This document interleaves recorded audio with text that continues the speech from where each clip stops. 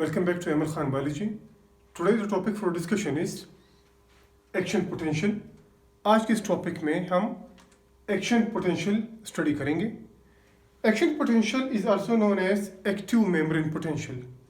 जैसे कि हम रेस्टिंग मेम्ब्रेन पोटेंशियल पढ़ चुके हैं. So this topic is concerned with action membrane potential. यहाँ पे क्या होगा, जो सेल का मेम्ब्रेन होगा, लेट्स सपोज ये कोई भी सेल है, ये कोई भी न्यूरॉन है. ये न्यूरॉन का जो मेम्ब्रेन है, ये क्या होगा, ये एक्शन में होगा. इसमें क्या होगा, चंद चार्ज मूव करेंगे. पोटेशियम सेल से बाहर मूव करेगा और सोडियम सेल से अंदर मूव करेगा. ठीक, फिर पोटेशियम सेल से बाहर मूव करेगा और सोडियम सेल के अंदर मूव करेगा. पोटेशियम सेल से बाहर मूव करेगा और सोडियम सेल के अंदर मूव करेगा.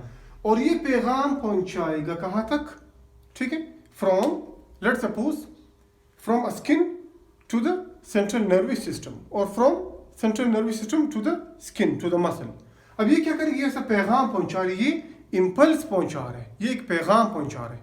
सो एक्शन पोटेंशियल में हम क्या करेंगे, जो सेल्स होंगे या फिर दो टाइप्स के सेल्स होंगे. एक न्यूरॉन या नर्व्स की बात करते हैं. नंबर 2 हम पढ़ेंगे मसल सेल, जिसमें क्या होगा, इनका जो सेल मेम्ब्रेन होगा उनमें चार्ज क्या होगा, चार्ज की मूवमेंट होगी. पोटेशियम सेल से बाहर जाएगा और सोडियम सेल के अंदर आएगा और ये movement throughout the cell membrane होगी. Throughout the cell membrane ये मूवमेंट होगी. और इसमें क्या होगा, इस मूवमेंट के बारे में हम पढ़ेंगे. इसे कहते हैं एक्शन पोटेंशियल या active membrane potential. So let's start the topic.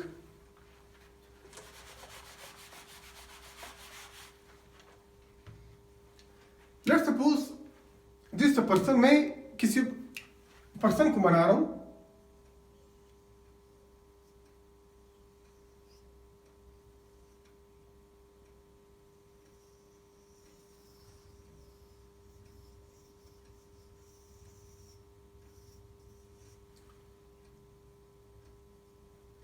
अच्छा, ये कोई पर्सन, ये कोई भी इंसान है और यहां पे क्या है, इसका सेंट्रल नर्वस सिस्टम है.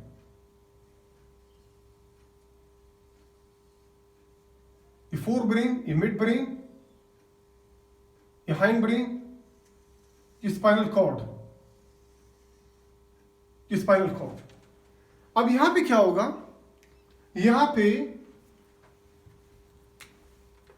ये आईज हम देखते कैसे हैं, ये through action potential of nerves.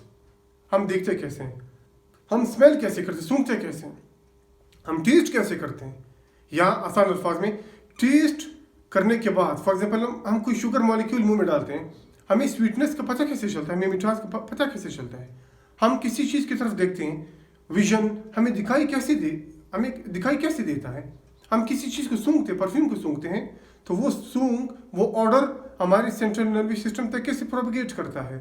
इसी तरह हम किसी चीज़ को टच करते हैं, ठीक, या हम किसी चीज़ को सुनते हैं, तो क्या होगा, ये पैगामात, ये इम्पल्सेस सेंट्रल नर्वस सिस्टम तक कैसे पहुंचते हैं. हम आज इसके बारे में ही स्टडी करेंगे. सो यहां पे क्या है, आईज के साथ ये नर्व, ये न्यूरॉन और ये नर्व, ये आईज तक कनेक्टेड है. अब हमें कोई चीज दिखाई देती है तो ये पैगामात कैसे जाएंगे सेंट्रल नर्वस सिस्टम तक. या हम किसी मॉलिक्यूल को सूंघेंगे, ठीक, और ये नाक तक, मिसाल स्मेल में कैसे हमारे सेंट्रल नर्वस सिस्टम तक पहुंचेंगे. या फॉर एग्जांपल हम किसी चीज को टच करते हैं, ठीक है, या हम लेट्स सपोज ये टंग है, ठीक है, ये जबान है. अब क्या होगा, जब हम कोई शुगर मॉलिक्यूल यहाँ पे रखेंगे तो क्या होगा, ये शुगर के मॉलिक्यूल्स ये अपने पैगामात कैसे सेंट्रल नर्वस सिस्टम तक पहुंचाते हैं.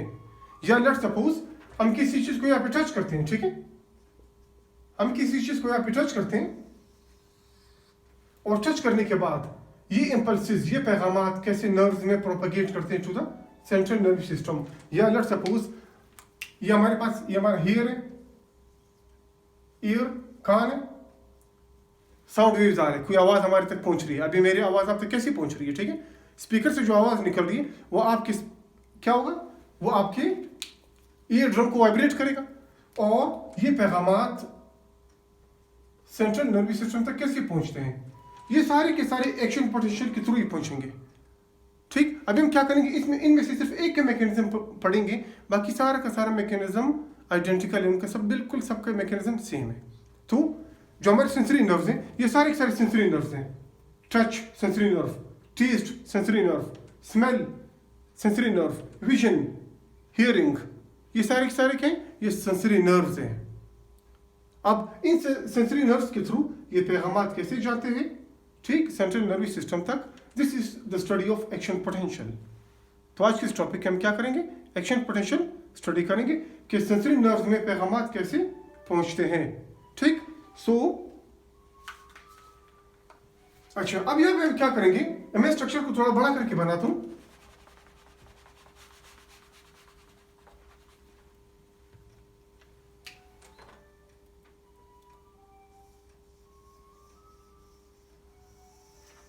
ठीक है, अब यहाँ पे क्या है, मैं इस नर्व को थोड़ा बड़ा करके बना रहा हूं, ये नर्व है और इस नर्व को मैं थोड़ा बड़ा करके बना रहा हूं।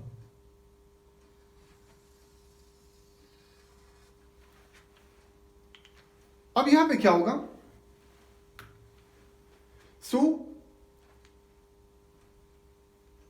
लेट्स सपोज, अब क्या हुआ, मेरे हाथ पे किसी ने टच किया, यहां पे किसी ने टच किया, ठीक है, टच हुआ और टच होने के बाद टच,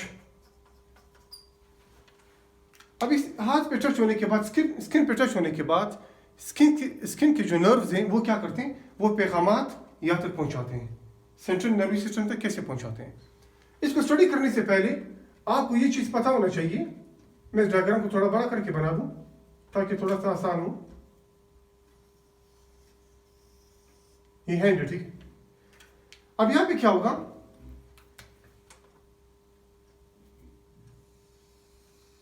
ये नर्व, अब नर्व में क्या होते हैं, नर्व्स में जैसे कि हम रेस्टिंग मेम्ब्रेन पोटेंशियल में पढ़ चुके हैं, इस टॉपिक को पढ़ने से पहले आपको रेस्टिंग मेम्ब्रेन पोटेंशियल का कंसेप्ट क्लियर होना चाहिए।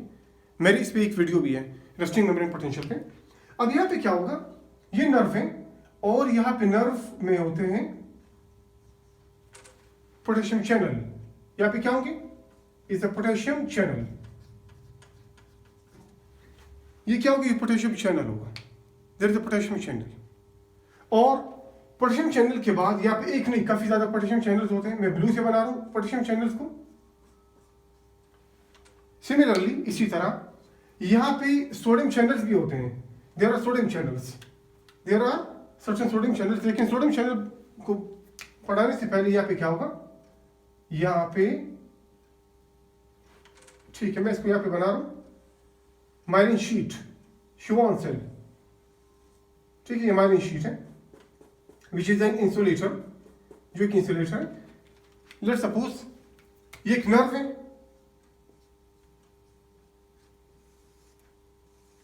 ये नर्व, और नर्व जो है मल्टीपल जगह से क्या होते हैं, इनमें माइलिन शीट्स होते हैं, ठीक है, इंसुलेटर्स यहाँ पे लेके होते हैं। अब ये जो मैं आपको यहाँ पे चैनल्स बना रहा हूं, पोटेशियम चैनल या सोडियम चैनल या जो भी है, ठीक, ये क्या होगा, ये यहाँ पे मौजूद होगा, यहाँ पे, ठीक है, ये जगह यहाँ पे इंस्टॉलेशन नहीं होगी, यहाँ पे मौजूद होगा, ठीक है, नोड ऑफ रेनवेयर, इसे कहते हैं नोड ऑफ रेनवेयर। आपके सारे के सारे जो चैनल्स होंगे वो कहाँ पे मौजूद होंगे, वो नोड ऑफ रेनवेयर में होंगे, ठीक है, नोड ऑफ रेनवेयर में यहाँ पे होंगे, node of Ranvier, it's a node of Ranvier. तो आपको ये पता होना चाहिए कि यहाँ पे सोडियम चैनल्स होंगे, पोटेशियम चैनल्स, और इसके साथ यहाँ पे सोडियम चैनल्स भी होते हैं, there are multiple sodium channels, ये सोडियम चैनल है।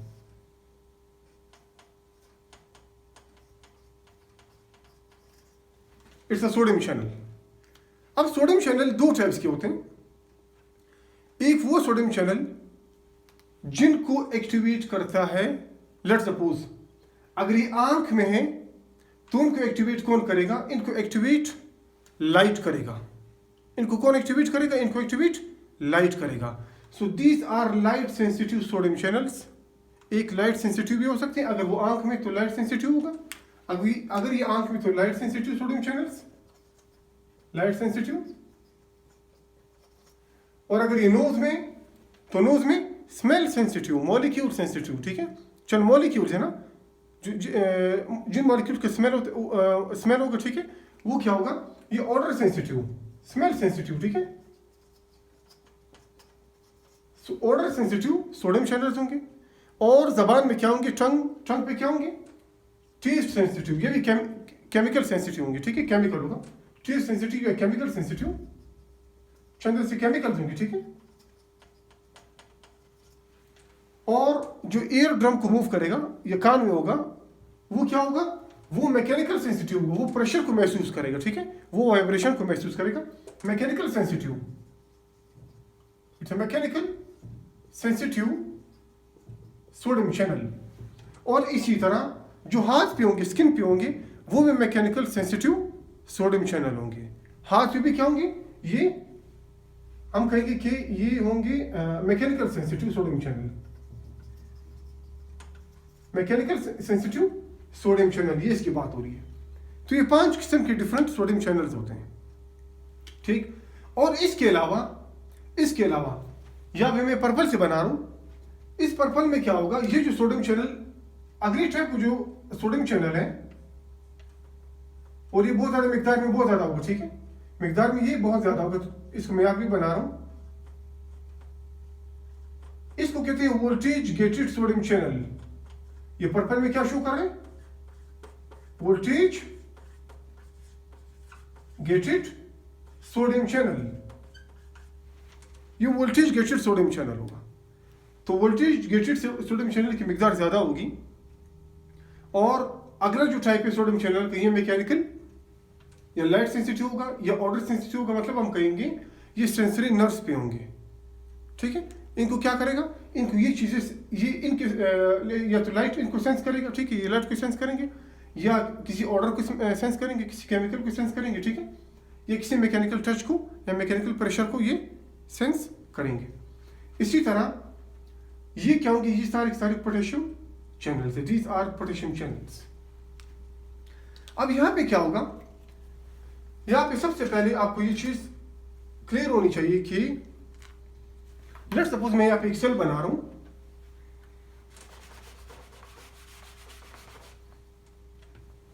ये कोई भी सेल है, या लेट्स सपोज न्यूरॉन, ठीक है, नर्व है,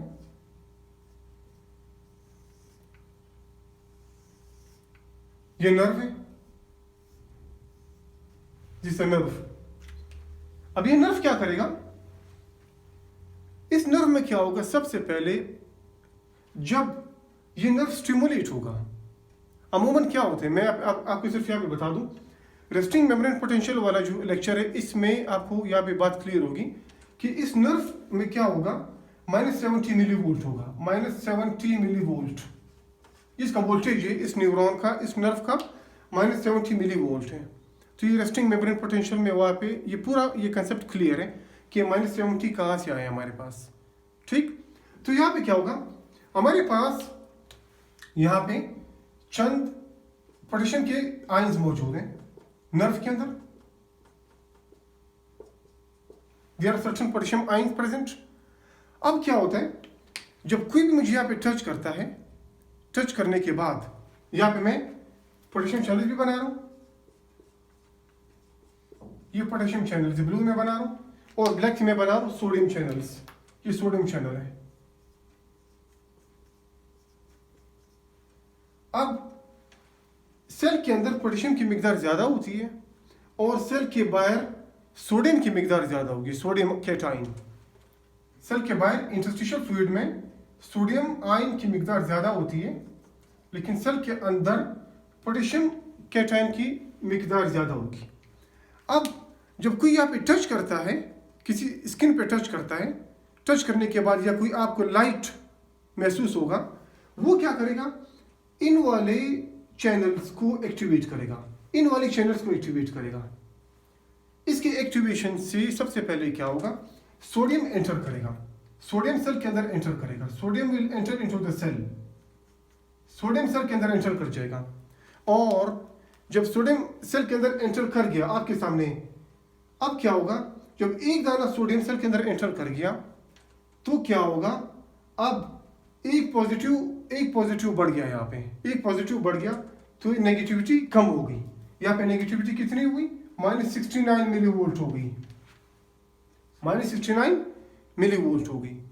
अब क्या होगा, इसने सेल की इंटरनल साइटोसोल की चार्ज की मिकदार को चेंज कर दिया।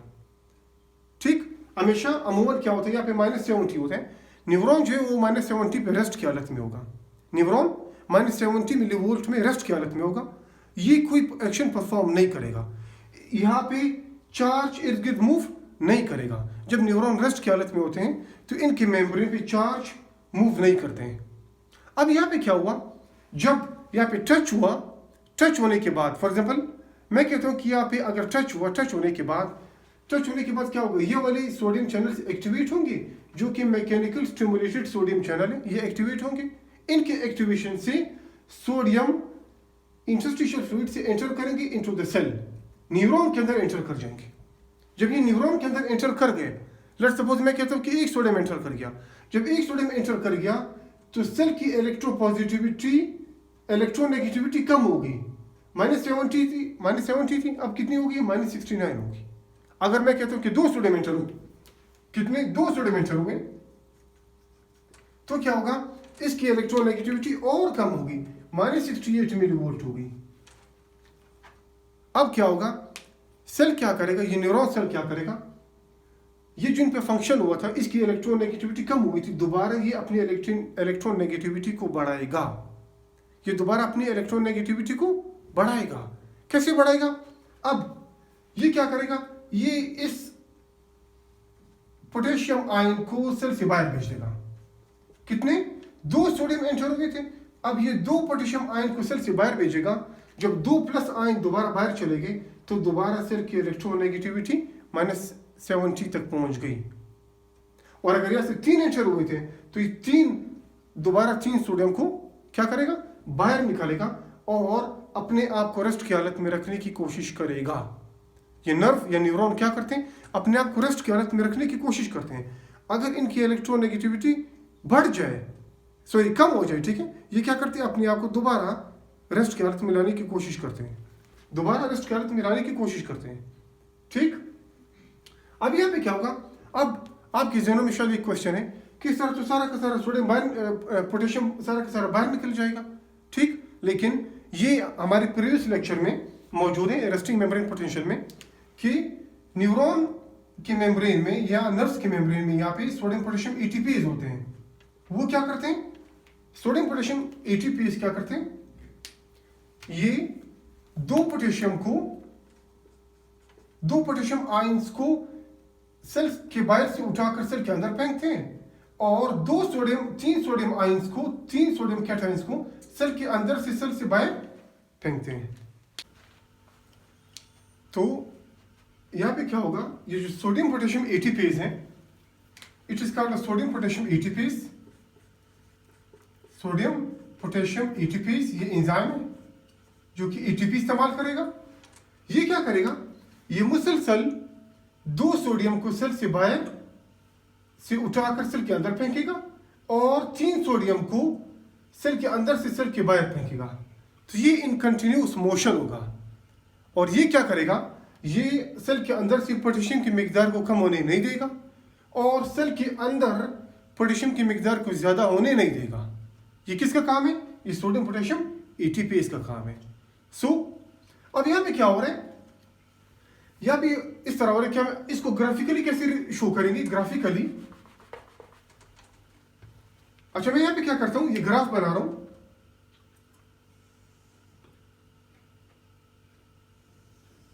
ये ग्राफ, और न्यूरॉन -70 मिली वोल्ट पे रेस्ट की हालत में होते हैं। -70 मिली वोल्ट, ये -70 है, दिस इज -70, ये -70 है, तो ये -70 मिली वोल्ट पे रेस्ट की हालत में होते हैं। अब शुरू में क्या होगा, शुरू में जब सोडियम एंटर करेगा, अब लेट्स सपोज इसे -70 और ऊपर जो है ये इनकी वैल्यूज है, ठीक है, ये ऊपर नीचे -60, -50,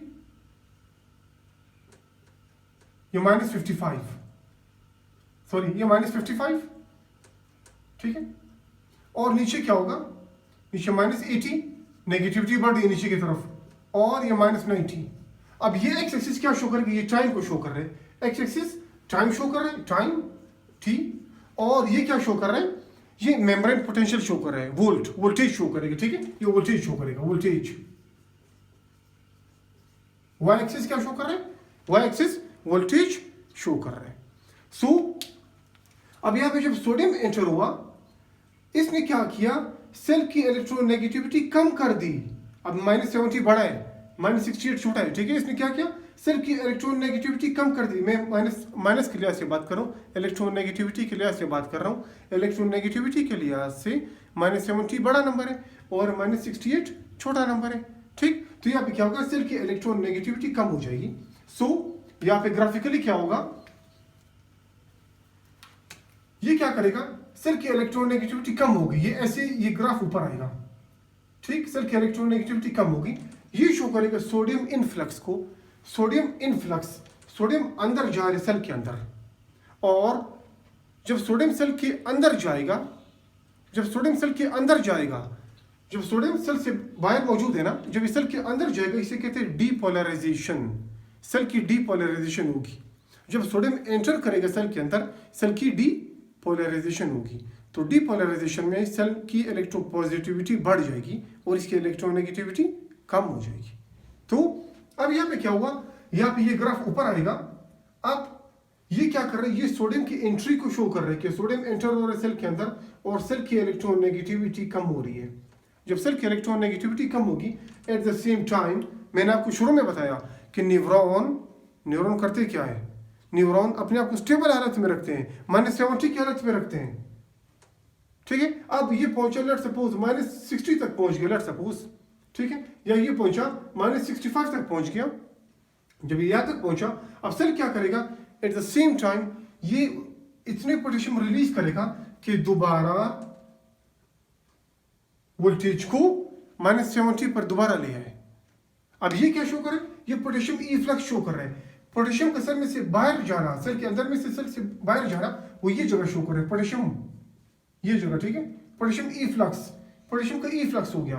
और ये क्या शो करेगा, ये सोडियम इनफ्लक्स, ये सोडियम इनफ्लक्स शो कर रहे हैं। This shows a sodium influx and this shows a potassium efflux. अब दोबारा सेल क्या हुआ, न्यूरॉन दोबारा रेस्ट की हालत में आ गया।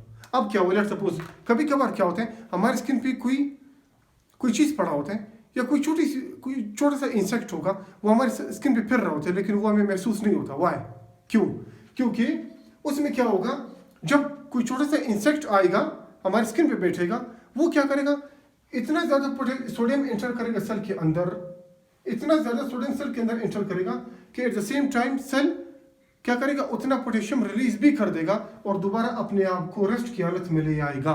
That is why we do not feel such touch. इसी वजह से हम उन टच को कभी फील नहीं कर सकते।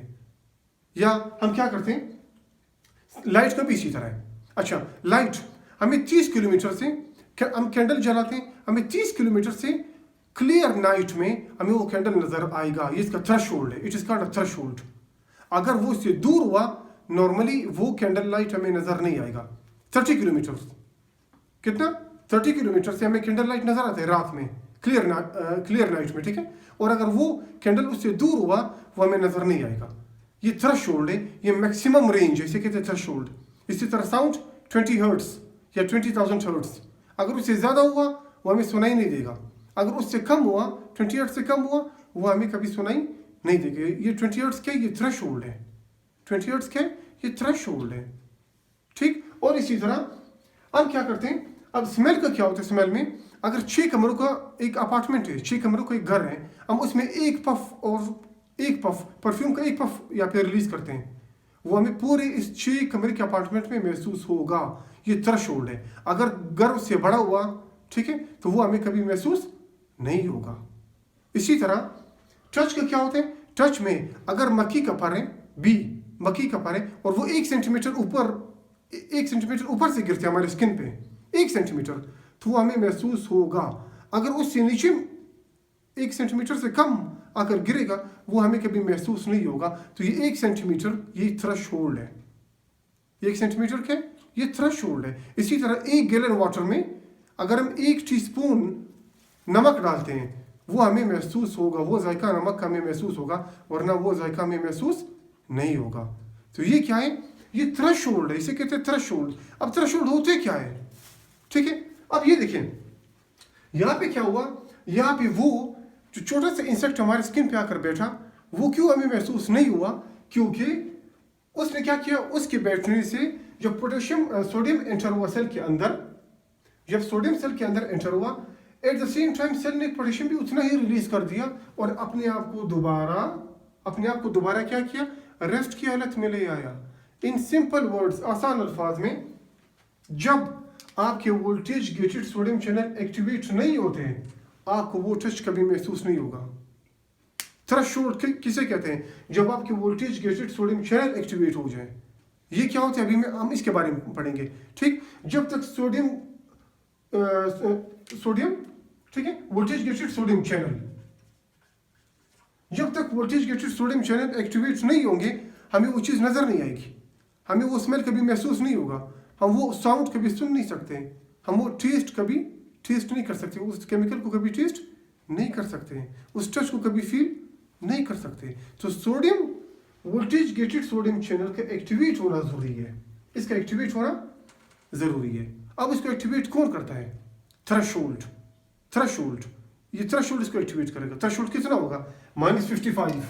कितना होगा, -55 इज द थ्रेशोल्ड।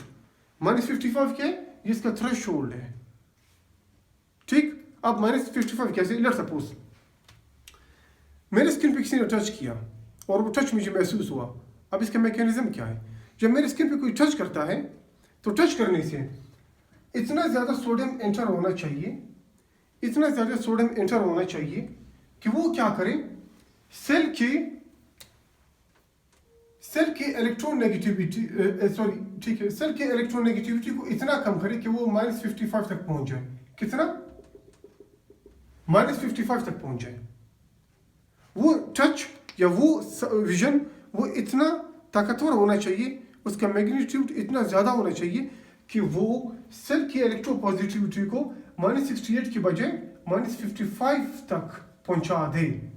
अगर सेल की वोल्टेज -55 मिलीवोल्ट तक पहुंचेगा, it is called a threshold. It is called a threshold. इस थ्रेशोल्ड से क्या होगा, -55 से क्या होगा, जब इतना ज़्यादा सोडियम एंटर हुआ, जब बहुत ज़्यादा सोडियम एंटर हुआ तो ये बहुत ज़्यादा सोडियम की एंट्री करता क्या है, बहुत ज़्यादा सोडियम एंटर हुआ, ये बहुत ज़्यादा सोडियम एंट्री करेगा क्या, ये इन वाले सोडियम चैनल्स को एक्टिवेट कर देगा, वोल्टेज गेटेड सोडियम चैनल को एक्टिवेट कर देगा। और जब voltage gated sodium channel activate हो गए तो सारे के सारे ऑटोमेटिक एकदम से खुल जाएंगे, सारे के सारे एकदम से खुल जाएंगे। और इसके खुलने से क्या होगा,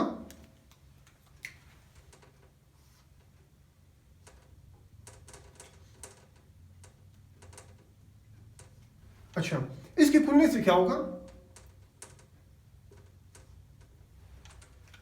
इसके खुलने से क्या होगा, इसके जब अचानक खुलने से वोल्टेज गेटेड सोडियम चैनल जब ये अचानक खुल जाएंगे तो इतना ज़्यादा सोडियम एंटर होगा सेल के अंदर, इतना ज़्यादा सोडियम एंटर होगा सेल के अंदर कि ये ग्राफ -55 की बजाय ऊपर चला जाएगा। अब सेल की इलेक्ट्रोपॉजिटिविटी बढ़ गई, 0 पे आ गया, और 0 के बाद ये आया कहाँ तक, +62 तक पहुंच जाएगा। कहाँ तक पहुंचेगा, +62 तक पहुंचेगा। अगर थ्रेशोल्ड अगर -50 अच्छा अगर -55 से नीचे भी रहा, ये कभी इन वोल्टेज गेटेड सोडियम चैनल को एक्टिवेट नहीं कर सकता। तो थ्रेशोल्ड के लिए ये ज़रूरी है कि इसने वोल्टेज गेटेड सोडियम चैनल को एक्टिवेट करना है, और जब voltage gated sodium channel activate हो जाते हैं तो ये यकदम से ओपन होंगे और इतना ज़्यादा इन्फ्लक्स होगा सोडियम का, सोडियम इतनी ज़्यादा मिकदार में आएंगे कि इस सेल का वोल्टेज चला जाएगा +62 में। कहाँ तक पहुँचेगा, +62 में इस सेल का वोल्टेज पहुँच जाएगा। और सोडियम की एंट्री इनटू द सेल, इसे हम क्या कहते हैं, डीपोलराइजेशन। इसे हम क्या कहेंगे, it is called depolarisation.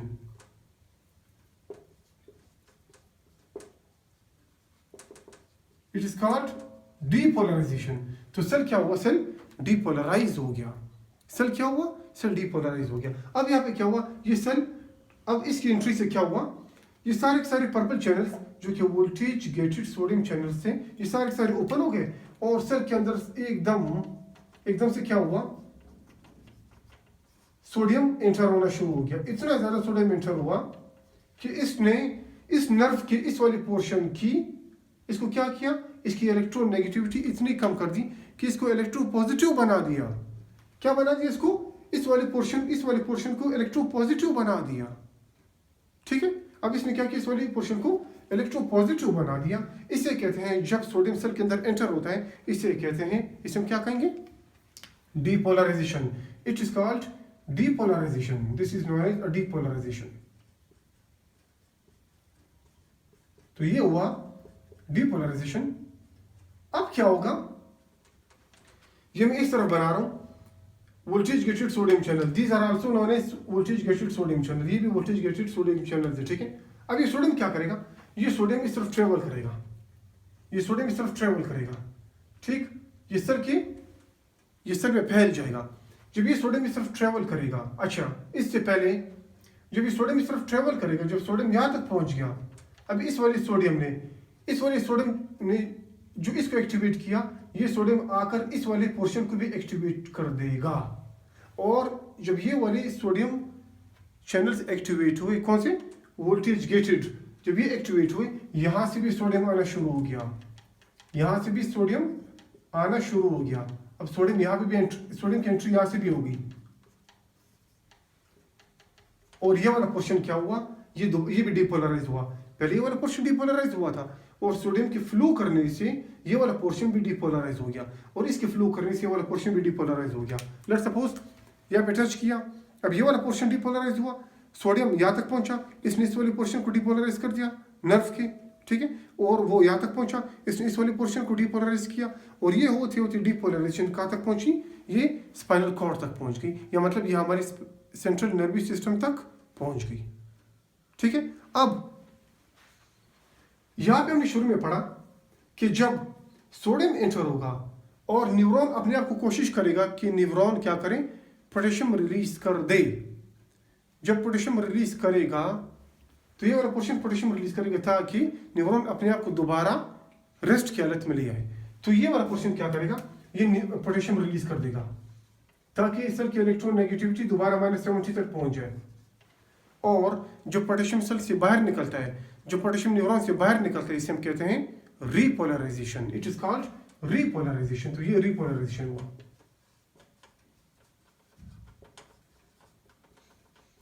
What is repolarization? Efflux, EFFLUX, efflux of बाहर निकलना, efflux of potassium from a cell is called repolarization. Influx of sodium is called depolarization. तो अब इस वाले पोर्शन में, ये वाला पोर्शन पहले डिपोलराइज हो गया, और डिपोलराइजेशन की वजह से इसने इस वाले पोर्शन को डिपोलराइज कर दिया, नर्व के इस वाले पोर्शन को डिपोलराइज कर दिया। अब जब ये डिपोलराइज हुआ, दोबारा ये वाला पोर्शन रिपोलराइज भी हो गया। ठीक है, फिर ये वाला पोर्शन डिपोलराइज हुआ, फिर ये रिपोलराइज हुआ, फिर डिपोलराइज, रिपोलराइज। इसी तरह ये नर्व क्या करते हैं, ये वाला पोर्शन डिपोलराइज, ठीक है, अगला वाला पोर्शन डिपोलराइज, ये वाला पोर्शन दोबारा रिपोलराइज, फिर डिपोलराइजेशन, रिपोलराइजेशन, और ये इस तरह होते रहते हैं। पूरे नर्व में ये इस तरह के होते रहते हैं। The wave of repolarisation, sorry, the wave of depolarisation followed by repolarization. The wave of, या the motion, इस तरह कह सकते हैं, the motion of depolarization followed by repolarization is called action potential. और ये कहाँ पे होगा, ये नर्व के मेम्ब्रेन पे होगा या मसल सेल के मेम्ब्रेन पे होगा। ठीक है, तो हम क्या कहेंगे, the motion of depolarization, ठीक है, followed by repolarization over the cell membrane is called action potential. इसे हम क्या कहते हैं, ये action potential है, ये पैगाम पहुंचाने का जरिया है। इस तरह नर्व्स में और मसल में पैगाम पहुंचाए जाते हैं। अब यहाँ पे क्या होगा, जब डिपोलराइजेशन हुई उसके बाद ये क्या करेगा, ये वाले न्यूरॉन पोटेशियम को इतना ज्यादा निकाल देगा कि ये दोबारा वोल्टेज 0 तक पहुंचा देगा। इसे कहते हैं repolarisation. It is called repolarisation. तो ये रिपोलराइजेशन हो गया, इट्स अ रिपोलराइजेशन प्रोसेस। अब यहाँ पे क्या हुआ, सेल में से पोटेशियम बाहर सारा का सारा निकल गया, तो सेल क्या हुआ, वो दोबारा इसका वोल्टेज 0 तक पहुंच गया, इसका वोल्टेज दोबारा 0 तक पहुंच गया। और कभी कभार इतना ज्यादा पोटेशियम निकल आता है कि सेल अपने नॉर्मल से भी नीचे चला जाता है और यहाँ तक आ जाता है, ठीक है, अपने नॉर्मल से भी चला जाता है, ठीक है। तो ये क्या करेगा, कभी कभार सेल अपने नॉर्मल से भी नीचे चला जाएगा, इसे कहते हैं हाइपरपोलराइजेशन, हाइपरपोलराइजेशन,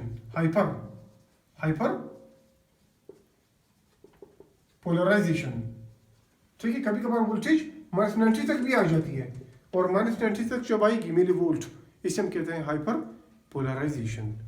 तो ये क्या होगा, ये इस तरह का एक्शन पोटेंशियल ये इस तरह कैरी करते हैं, ठीक है। ये एक्शन पोटेंशियल क्या होता है, ये इस तरह न्यूरॉन में से और मसल सेल में से ये इस तरह प्रोपेगेट करते हैं। प्रोपेगेट मतलब घूमना, मूव करना, ठीक है। तो मैं आपको दोबारा बता रहा हूँ, नर्व में से जब एक पैच, एक जगह, एक पोर्शन क्या हुआ, डिपोलराइज हुआ, उसके डिपोलराइजेशन से अगला वाला पैच जो था वो डिपोलराइज हुआ। और वो क्यों डिपोलराइज हुआ, क्योंकि उसके voltage gated sodium channel open हो गए, एक्टिवेट हो गए, क्योंकि इसका सोडियम फ्लो कर गया वहां तक, ठीक है। अच्छा, अभी यहाँ पे सिर्फ sodium gated voltage gated sodium channel नहीं है, यहाँ पे पोटेशियम चैनल्स भी मौजूद है, यहाँ से भी पोटेशियम निकलेगा, ठीक है। यहाँ पे पोटेशियम चैनल्स भी मौजूद है, ठीक है। और यहाँ से फिर क्या करेगा, पोटेशियम यहाँ से भी निकलेगा, ठीक हुआ। तो पहले क्या हुआ, इसके डीपोलराइजेशन से ये वाला पैच डीपोलराइज हो गया और ये खुद रिपोलराइज हो गया। फिर ये वाला क्या हुआ, इसके डीपोलराइजेशन से इसके साथ वाला पैच डीपोलराइज हुआ और ये खुद रिपोलराइज हो गया। और ये the wave of depolarisation followed by wave of repolarisation over the cell membrane of a neuron and muscle cell, it is called action potential. इसे हम क्या कहते हैं, इसे हम कहते हैं action potential. So this was the topic of action potential. हमारे लेक्चर को लाइक करें, चैनल को सब्सक्राइब करें, शेयर करें। Thank you for watching the lecture.